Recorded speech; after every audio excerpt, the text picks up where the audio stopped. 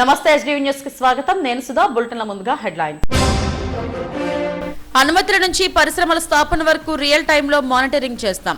Cyber సెక్యూరిటీపై సాంకేతిక సహకారం అందించాలని ఇజ్రాయెల్ను కోరిన సీఎం చంద్రబాబు. శాసనసభకు రాని ఎమ్మెల్యేలకు నో వర్క్ నో పే.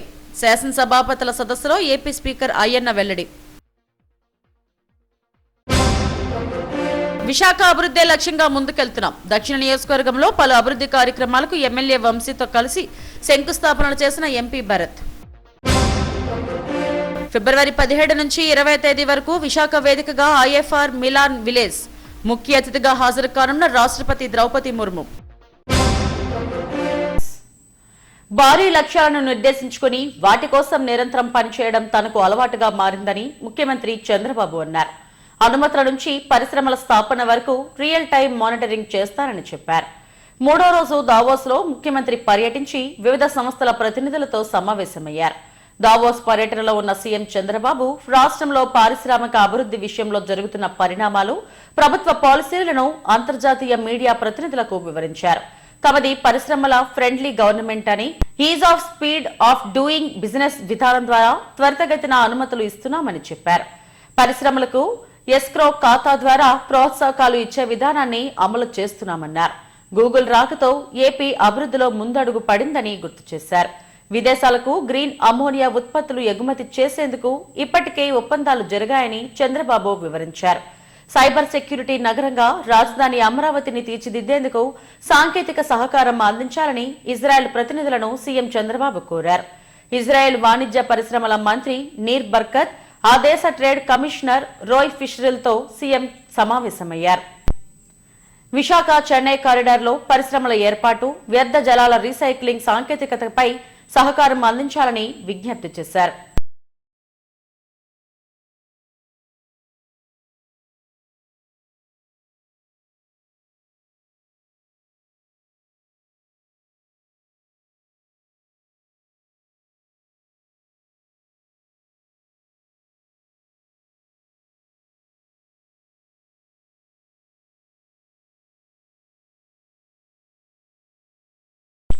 శాసనసభకు ఒక్క రోజు కూడా హాజరు కాకుండా కొందరు ఎమ్మెల్యేలు జీతభత్యాలు తీసుకుంటున్నారని ఏపీ స్పీకర్ అయ్యన్న పాత్రుడు అన్నారు.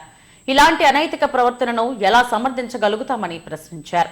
ఉత్తరప్రదేశ్లో నిర్వహించిన వివిధ రాష్ట్రాల శాసనసభాపతుల సదస్సులో డిప్యూటీ స్పీకర్ రాఘరామకృష్ణంరాజుతో కలిసి ఆయన పాల్గొన్నారు. ప్రజల పట్ల శాసన వ్యవస్థ జవాబుదారీతనం అనే అంశంపై జరిగిన సదస్సులో స్పీకర్ మాట్లాడారు. కొందరు ఎమ్మెల్యేలు ఒక్క చర్చలోనూ కూడా పాల్గొనలేదని, సభకు రాకుండా జీతాలు తీసుకుంటున్నారని చెప్పారు. అలాంటి వారిని చూస్తుంటే వేదన కలుగుతుందన్నారు. ఇలాంటి సభ్యుల వ్యవహార శైలిని నిషేధించే నిబంధనలేవీ లేవని, చట్ట సవరణ చేసి సభకు రాని సభ్యులకు నో వర్క్ నో పే అనే నిబంధన అమలు చేయాలని సూచించారు.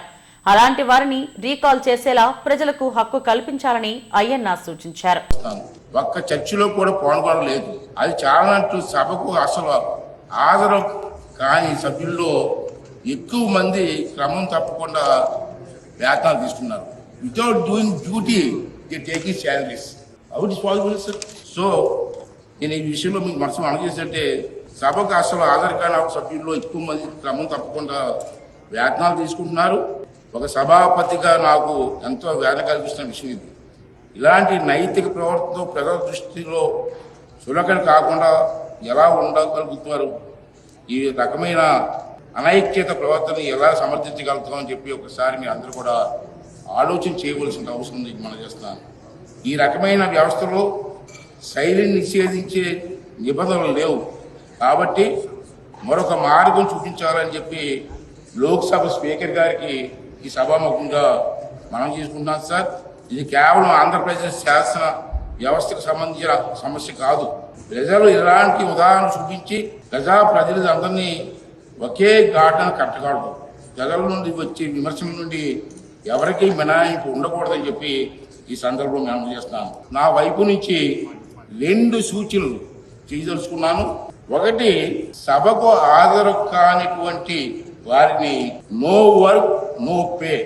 అసెంబ్లీకి రాని వారికి, నో వర్క్ చేయని వారికి పేమెంట్ ఎందుకు ఇవ్వాలి? బయోమాస్ట్రీకి పేమెంట్ అని చెప్పి శానిటైజర్ చెప్పి నా సూచన సార్. రెండోది ఏంటంటే, ఎంప్లాయీస్ ఉద్యోగాలకు రాకపోతే మనం ఏం చేస్తున్నాం సార్? వారి వేతనాల్లో కోత వేస్తున్నాం. ప్రజాప్రతినిధుల జీవిత వచ్చాలకు కోత విధించాలి. అప్పటికీ గుణపాఠం నేర్చుకోకపోతే ప్రజాప్రతినిధుల కోసం మరో అడుగు ముందుకు వేయాలి. వాటిని మళ్ళీ ప్రజాకోర్టులో నిలబెట్టడం తప్ప మరో మార్గం లేదు.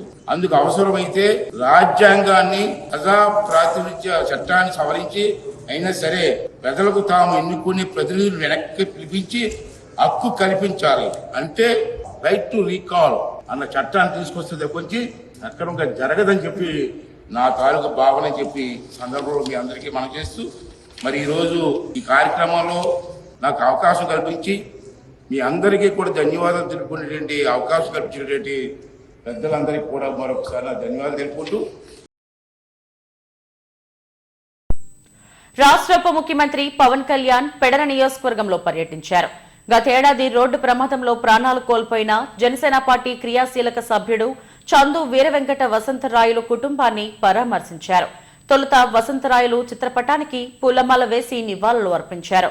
ఆయన సతీమణి పుష్పావతి, కుమారుడు సీతారామరాజు, కుమార్తె జాహ్నవిలను పరామర్శించి వారికి ధైర్యం చెప్పారు. బ్రెయిన్ డెడ్ అయిన పరిస్థితుల్లో వసంతరాయుల అవయవదానానికి ముందుకు వచ్చిన కుటుంబ సభ్యులను అభినందించారు. కుటుంబానికి అండగా ఉంటానని భరోసా ఇచ్చారు. పార్టీ తరపున క్రియాశీలక సభ్యులకు అందజేసే 5 లక్షల బీమా చెక్కును అందజేశారు.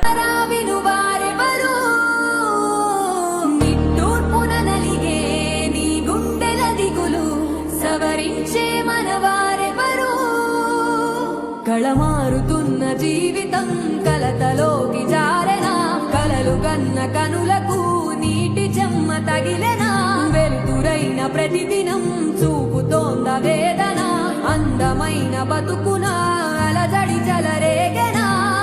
ఏమిటి నీ పాపం, ఏమిటి నీ నేరం, చీకటి ముసిరిందే చిటికల్లోనా, తీరదు నీ శోకం.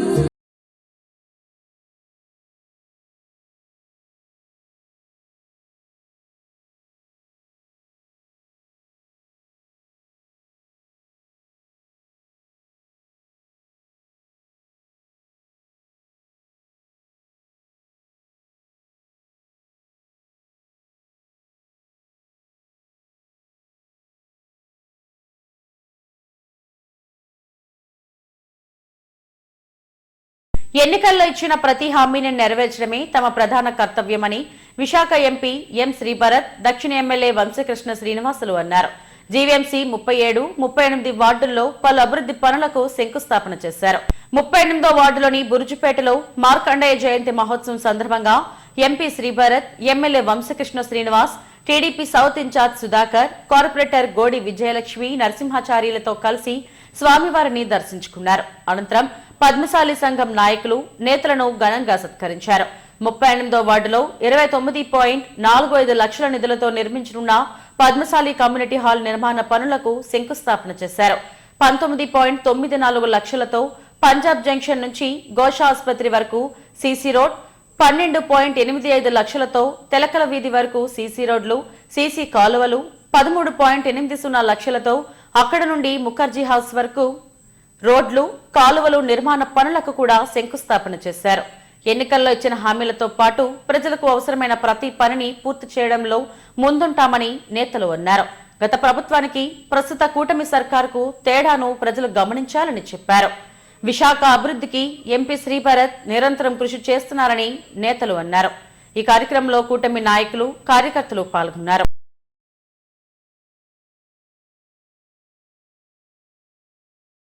అందరికీ నమస్కారం అండి.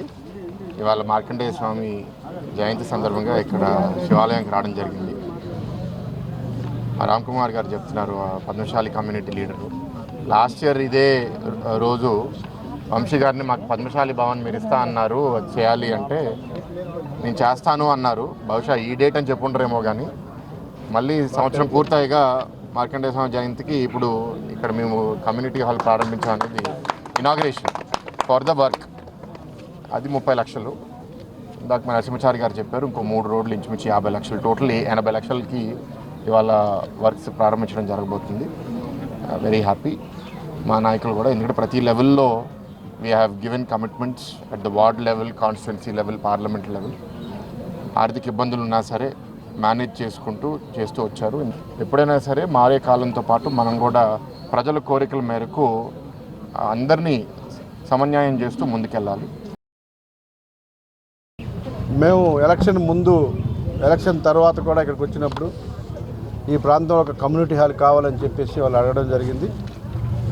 ఈరోజు గౌరవ ఎంపీ గారు శ్రీభరత్ గారు, అలాగే మా సోదరులు సుధాకర్ గారు, ఇంకా ఇక్కడ నుండి కూటమి నాయకులు అందరూ కలిసి వాళ్ళు ఇచ్చిన మాట ప్రకారం ఇదే రోజు చేస్తామన్నాం. ఈరోజే ఇదే రోజున సుమారు 30 లక్షలతో పద్మశాలి భవన్కి శంకుస్థాపన చేయడం జరిగింది. ఈ వారంలోనే వర్క్లు కూడా స్టార్ట్ చేస్తారు. మన గౌరవ ఎంపీ శ్రీభరత్ గారు, మన గౌరవ ఎమ్మెల్యే వంశీకృష్ణ గారి చేతుల మీదుగా ఇక్కడ పద్మశాలి భవన్ని ప్రజల కోరిక మేరకు, ఎలక్షన్లో ఇచ్చిన హామీ మేరకు కార్పొరేటర్ గారు సాయంతో వీరిద్దరి ఆదేశాలతో ఇది శంకుస్థాపన జరపడం జరిగింది. ముఖ్యంగా ఈ మధ్య 4-5 రోజుల నుంచి సోషల్ మీడియాలో ఈ బోర్డు బంగ్లా గురించి చాలామంది రకరకాల కథనాలు చెప్తున్నారు. ఇది జీవీఎంసీ ప్రాపర్టీ. ముందు అందరికీ తెలియాల్సిన విషయం ఏంటంటే ఇది ఎవరో దానం ఇచ్చారు, ఎవరిదో ప్రైవేట్ ప్రాపర్టీని మనం అందరం ఏదో బయటికి పంపిస్తున్నాం అనేది అది తప్పుడు సంకేతం, తప్పుడు మాటలు. ఇది జీవీఎంసీ వారి, గవర్నమెంట్ వారి సొత్తు. ఫిబ్రవరి 17 నుండి 20 తేదీ వరకు విశాఖ వేదికగా international fleet review 2026 Milan village కార్యక్రమాలు, రాష్ట్రపతి పర్యటనను సమన్వయంతో విజయవంతం చేయాలని జిల్లా కలెక్టర్ హరీంద్ర ప్రసాద్ అన్నారు. కలెక్టరేట్లో జిల్లా స్థాయి అధికారులు, పోలీస్, రక్షణ శాఖ అధికారులతో ఆయన సమీక్షించారు. ఐఎఫ్ఆర్ మిలాన్ కార్యక్రమాలను చాలా ప్రతిష్టాత్మకంగా తీసుకుని అధికారులు పనిచేయాలని సూచించారు. రాష్ట్రపతి పర్యటనను అత్యంత భద్రతతో ప్రోటోకాల్ విధులు ఖచ్చితంగా పాటించాలని ఆదేశించారు. ఫిబ్రవరి 18న ఫ్లీట్ రివ్యూ, 19న మిలాన్ సిటీ పెరేడ్ ఉంటుందన్నారు. 22 దేశాల నుంచి నౌకలు ఐఎఫ్ఆర్లో పాల్గొంటున్నట్టు చెప్పారు. 15 నుంచి 20 తేదీ వరకు మిలాన్ విలేజ్ కార్యక్రమం కొనసాగుతుందని, 18న రాష్ట్రపతి ఆధ్వర్యంలో ఐఎఫ్ఆర్ జరుగుతుందని వెల్లడించారు. ఐఎఫ్ఆర్ కు రాష్ట్రపతి ముఖ్య అతిథిగా హాజరు కానుండగా మిలాన్ విలేజ్ కార్యక్రమానికి రక్షణ శాఖ మంత్రితో పాటు ముఖ్యమంత్రి చంద్రబాబు హాజరవుతారన్నారు. ఈ సమావేశంలో నేవీ అధికారులతో పాటు జిల్లా అధికారులు పాల్గొన్నారు.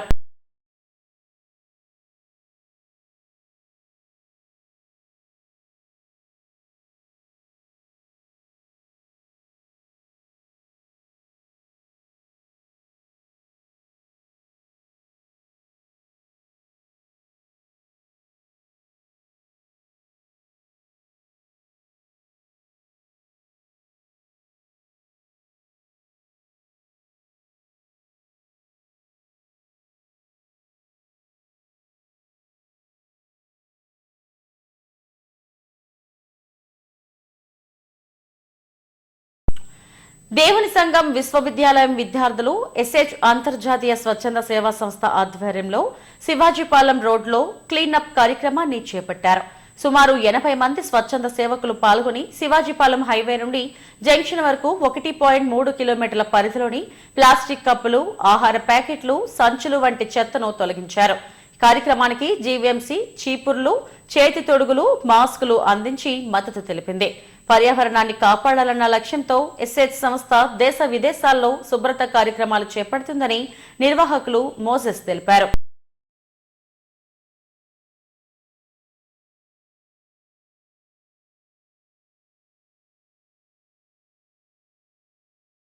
విశాఖపట్నం దేవుని సంఘం అంతర్జాతీయ విశ్వవిద్యాలయం నుంచి ఈరోజు యాసేజ్ కార్యక్రమం తరపున ఇక్కడ శివాజీపాలెం నుంచి హైవే నుంచి జంక్షన్ వరకు క్లీనింగ్ ప్రోగ్రామ్ అనేది జరిగింది. ఇందులో సుమారు 80 మంది పైగా పార్టిసిపేట్ చేశారు. యాసేజ్ అనేది మేము ఐఎన్సీలో కూడా ఇది స్వచ్ఛంద కార్యక్రమం గురించి ఇది డిస్కస్ చేయడం అనేది జరిగింది. ఇక్కడ భారతదేశంలో కూడా మన విశాఖపట్నం ప్రాంతంలో ఈరోజు ఉదయం 21వ తారీఖున ఇక్కడ శివాజీపాలెం నుంచి హైవే నుంచి జంక్షన్ వరకు మొత్తం చుట్టుపక్కల పరిశ్రమల్లో స్వచ్ఛంద సేవా కార్యక్రమం అనేది స్టూడెంట్స్ అందరిలో అవేర్నెస్ తీసుకురావడానికి ఇందులో పాల్గొనడం అనేది జరిగింది. ఇందులో మేమందరం కూడా స్వచ్ఛందంగా ఇలా చేసి అందరం కూడా యాసేజ్ అనగా అర్థం ఏంటి అనగా అంతం వరకు భూమిని రక్షించడం అనే ఉద్యమంని చేపడుతున్నాము. ఇందులో భాగంగా ప్రతి ఒక్క స్టూడెంట్ కూడా ఇందులో యాసేజ్ తరపున పాల్గొని యాసేజ్ స్టూడెంట్స్ అందరూ కూడా పాల్గొని ఇందులో స్వచ్ఛంద కార్యక్రమాన్ని పాల్గొనడం అనేది జరిగింది. ఇందులో మెయిన్ ముఖ్య ఉద్దేశం ఏంటంటే అంతం వరకు భూమిని రక్షించాలి, పర్యావరణం మార్పులు రాకుండా ఇంకా స్వచ్ఛంద సేవ చేసుకుంటూ భూమి శుభ్రపరిచే కార్యక్రమం అందరిలో కూడా ఇది ఒక అవేర్నెస్ తీసుకురావడానికి, అందరూ కూడా కాలుష్యం కాకుండా అందరం కూడా మంచిగా అన్ని భూమిని యాసేజ్ అనగా A to Z save the earth main ముఖ్య ఉద్దేశం ఇది అనమాట. అందుకనే భూమి మొత్తం కూడా మంచి పర్యావరణం పొల్యూషన్ కాకుండా స్వచ్ఛందంగా చేయడానికి ఇలా పాల్గొనడం అనేది జరిగింది. తిరుమల శ్రీవారిని ప్రముఖ సినీ నటి ఖుష్బూ దర్శించుకున్నారు. తన భర్త పుట్టినరోజు సందర్భంగా వెంకన్న స్వామిని దర్శించుకున్నారు. ఇటీవల ఆయనకు శస్త్రచికిత్స జరిగిందని, త్వరగా కోలుకోవాలని స్వామివారిని ప్రార్థించినట్టు ఖుష్బూ తెలిపారు. స్వామిని దర్శించుకోవడం ఎంతో ఆనందంగా ఉందని అన్నారు.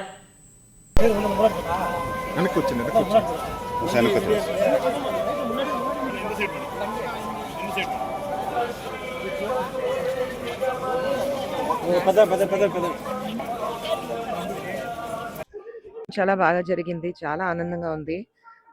తిరుపతి దేవస్థానంకి వచ్చా, ఫ్యామిలీ పార్టీతో వచ్చాను. ఈరోజు యాక్చువల్లీ మా ఆయన పుట్టినరోజు, ఆయన రావడానికి కుదరలేదు ఎందుకంటే ఒక చిన్న సర్జరీ జరిగింది ఆయనకి. సో ఆయన కోసం ప్రార్థన చేయడానికి ఇక్కడ వచ్చాం. సో చాలా సంతోషంగా ఉంది. తిరుపతి దేవస్థానం అయితే ఆయన పిలవాలి, ఆయన పిలిస్తే రావడానికి కుదురుతుంది. ఎందుకంటే చాలా సంవత్సరం తర్వాత నేను తిరుపతికి వస్తున్నాను. ట్రై చేశాను మధ్యలో, కానీ షూటింగ్ జరిగింది, లేదంటే వేరేదో ఒక ప్రాబ్లం వచ్చింది. సో రాకలేకపోయాను, కానీ ఇప్పుడు వచ్చాను. So I think it's god's blessing అంతే. ప్రాజెక్ట్స్ అయితే అనౌన్స్ అవుతుంది ఏప్రిల్లో, మీకు తెలుస్తుంది.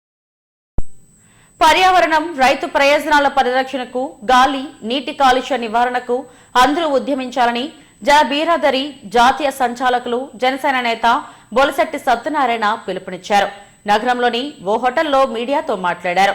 రాజకీయ జీవితం కన్నా పర్యావరణం మీదే తాను ఎక్కువగా పనిచేస్తున్నానని తెలిపారు. మన నుడి మన నది పేరిట పార్టీలకు అతీతంగా రాజేంద్ర సింగ్ తో కలిసి గాలి, సముద్ర కాలుష్య నివారణకు పనిచేస్తున్నామని వెల్లడించారు. లాసెన్స్ బే కాలనీలోని సూయస్ మురుగునీరు సముద్రంలో కలిసిపోతుందని, ఎంతో కాలంగా దీనిపై ఆందోళన చేస్తున్నామని తెలిపారు. ఎట్టకేలకు కాంట్రాక్టుకు ఇచ్చామని జీవీఎంసీ అధికారులు చెప్పారన్నారు. విశాఖలో 90లో ఉన్న ఎయిర్ క్వాలిటీ 350కి పెరిగిపోయిందని, దీనికి సముద్ర కాలుష్యం కూడా కారణమన్నారు. ఎస్కోటలో జిందాల్ భూసేకరణ జరగకుండా జరిగిందని చెప్పడం చట్ట విరుద్ధమని, గుర్లలో గ్రామ సభల సమ్మతి లేకుండా భూములు స్వాధీనం చేసుకోవడంపై ఆగ్రహం వ్యక్తం చేశారు. అమరావతిలో రాజధానికి తాను అనుకూలమేనని, రైతుల భూములు తీసుకోవద్దని చెప్పారని, దీంతో తాను వైసీపీ మనిషినని బురద జల్లడం సరికాదన్నారు. ప్రసాద్, నువ్వు 1 మిలియన్ లీటర్ల నీరు రోజు ఒక్క ఏరియాలోనే అన్ట్రీటెడ్ స్యూయేజ్, అంటే అది స్యూయేజ్ ట్రీట్మెంట్ చేయడానికి కూడా వీలు లేకుండా వెళ్ళిపోయి సముద్రంలో కలుస్తుంది. దీని గురించి గత 10 ఏళ్ళుగా నేను చెప్తే నిమ్మక నీరు ఎత్తినట్టు కూర్చున్న జీవీఎంసీ అధికారులు నిన్నే ఒక సూపరింటెండెంట్ ఇంజనీర్ గారు వచ్చి చెప్పారు, ఒక టెండర్ పిలిచామండి, ఈ జనవరి 10వ తారీఖున ఫైనలైజ్ చేసాం, వాళ్ళు వర్క్ మొదలెడతారు, ఇంకొక సంవత్సరంన్నర 2 సంవత్సరాల్లో కంప్లీట్ అవుతుందని చెప్తున్నారు చావు కబుర్చాలుగా. ఇప్పటి వరకు ఎందుకు చేయలేదని నేను జీవీఎంసీని ప్రశ్నిస్తున్నా. ఎందుకంటే దీని మీద doctor Rajendra Singh, water man of India, case వేసి దాదాపు 12 సార్లు మేము కోర్టుకు వెళ్ళడం జరిగింది, ఫిజికల్గా మేము అటెండ్ అవ్వడం జరిగింది. ఇంత శ్రద్ధ మేము తీసుకుంటే బాధ్యత గల అధికారంలో ఉన్న జీవీఎంసీ అధికారులు, ముఖ్యంగా commissioner and collector of this Visakhapatnam city are held responsible, totally responsible for this disaster. ఇప్పుడు ఏమంటే కొద్దిగా 16వ తారీఖు జనవరి నుంచి మనకు ఒక కొత్త చట్టం అమల్లోకి వచ్చింది, అంతర్జాతీయ చట్టం. దాన్ని హైసీస్ ట్రీటీ అంటారు, బయోడైవర్సిటీ బియాండ్ నేషనల్ జ్యూరిస్డిక్షన్. అంటే ఇదివరకు మనకి ఇంటర్నేషనల్ వాటర్స్ అని ఒక బోర్డర్ ఉండేది, అక్కడ వరకు ఎవరు మాట్లాడడానికి లేదు, అదంతా మాది, మేము ఇష్టం వచ్చినట్టు పాడు చేస్తామని. ఇప్పుడు అది లేదు. దాన్ని ఏంటంటే సముద్రం కాలుష్యం ఎక్కడ జరిగినా కూడా తక్షణమే అది అంతర్జాతీయ కాలుష్యంగా గుర్తించబడుతుంది. అంతర్జాతీయంగా ఖ్యాతి సంపాదిస్తున్న మన ప్రభుత్వానికి, మన దేశానికి ఈ అపఖ్యాతి, సముద్రాన్ని కాలుష్యం చేస్తున్నామన్న అపఖ్యాతి ఉండకూడదు. కాబట్టి అధికారులు కాస్త జాగ్రత్త తీసుకుంటారని, అలాగే 5 సంవత్సరాలుగా ఈ కేసు హైకోర్టులో నానుతుంది. నానబెట్టడం అంటే ఏదో పండక్కి గారెలు వడలు వేసుకున్నప్పుడు రాత్రి నానబెడితే తెల్లార్జన పప్పుతో అదే చేస్తారు.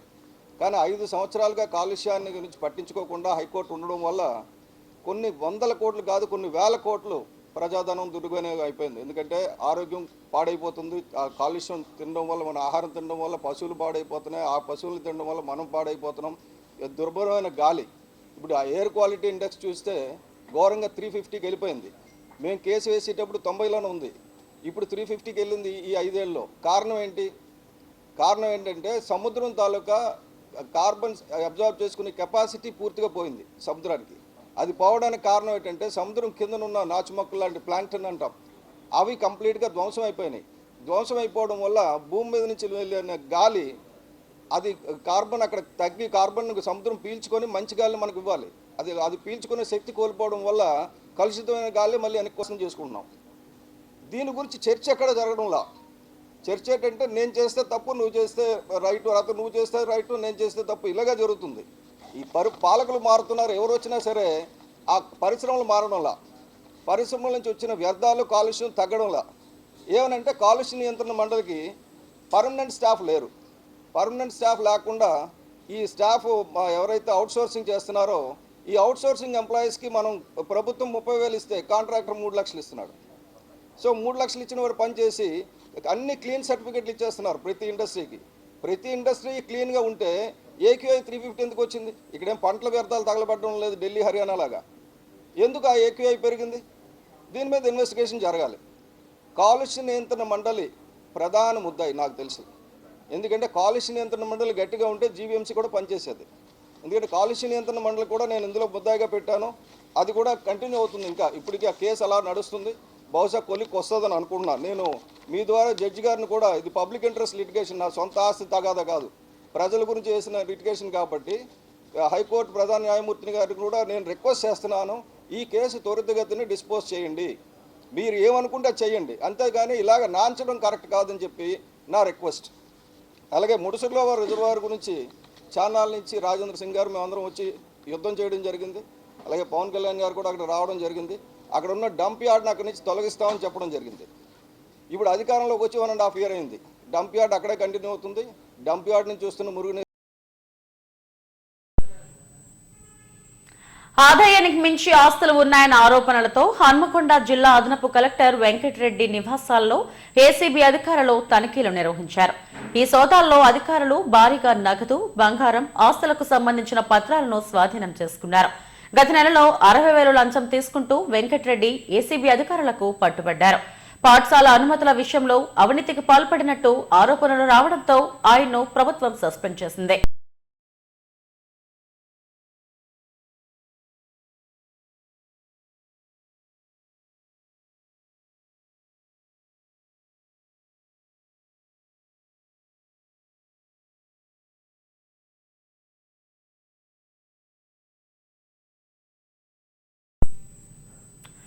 సాగరం నుండి శిఖరం వరకు అనే నినాదంతో ఈ నెల 24 నుండి ఫిబ్రవరి 1వ తేదీ వరకు అత్యంత వైభవంగా విశాఖ ఉత్సవ్ సంబరాలు జరగనున్నాయి. అనకాపల్లి, అల్లూరి జిల్లాల్లోనూ ఉత్సవ్ నిర్వహణకు ప్రభుత్వం నిర్ణయించింది. ఈ నేపథ్యంలో వీఎంఆర్డీఏ చిల్డ్రన్ ఎరీనాలో ఉత్సవాల కర్టెన్ రైజర్ కార్యక్రమాన్ని మంత్రులు నిర్వహించారు. ఈసారి విశాఖ ఉత్సవాలను కేవలం విశాఖకే పరిమితం చేయకుండా అనకాపల్లి, అల్లూరి జిల్లాల్లో ఏకకాలంలో నిర్వహించేందుకు ప్రభుత్వం నిర్ణయించిందని మంత్రులు కందుల దుర్గేష్, వీరాంజనేయ స్వామి, అనిత, సంధ్యారాణి, కొల్లు రవీంద్రలు అన్నారు. అంతర్జాతీయ స్థాయిలో విశాఖ బ్రాండ్ ఇమేజ్ ను పెంచేలా కార్యక్రమాలు ఉంటాయని స్పష్టం చేశారు. సీ టు స్కై థీమ్ తో ఉత్సవాలు జరుగుతాయని, 3 జిల్లాల్లోనూ 20 ప్రధాన కేంద్రాల్లో 500కు పైగా సాంస్కృతిక, పర్యాటక కార్యక్రమాలు జరుగుతాయని వెల్లడించారు. ఈ కార్యక్రమంలో ఎంపీ శ్రీభరత్, ఎమ్మెల్యేలు పల్లా, వెలగపూడి, పంచకర్ల, విష్ణుకుమార్ రాజు, కొనతాల, కలెక్టర్లు హరేంద్ర ప్రసాద్, విజయకృష్ణన్, దినేష్ కుమార్ తదితరులు పాల్గొన్నారు.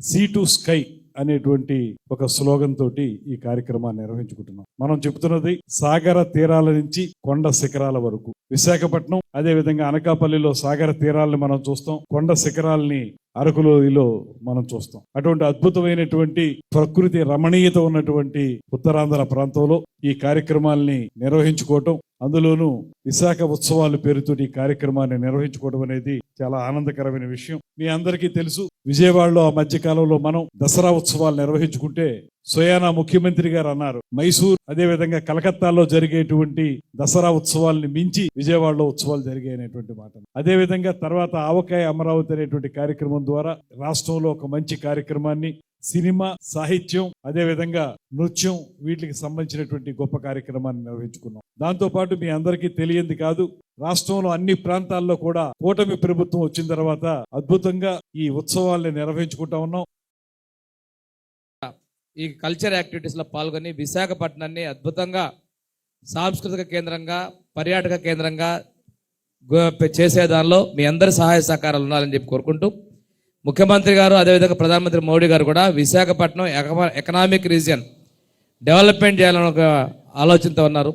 ఈ ప్రాంతానికి వచ్చేటువంటి పరిశ్రమల్లో వచ్చేసిన ఎంప్లాయీస్ కావచ్చు, ఇండస్ట్రీస్ వాళ్ళందరూ కూడా ఆహ్లాదకరం, వాళ్ళకి కావాల్సిన కుటుంబాలకు కావాల్సినటువంటి మనకు వినోదం కూడా కలిగించడానికి విశాఖ ఎంతో ఉపయోగపడుతుంది.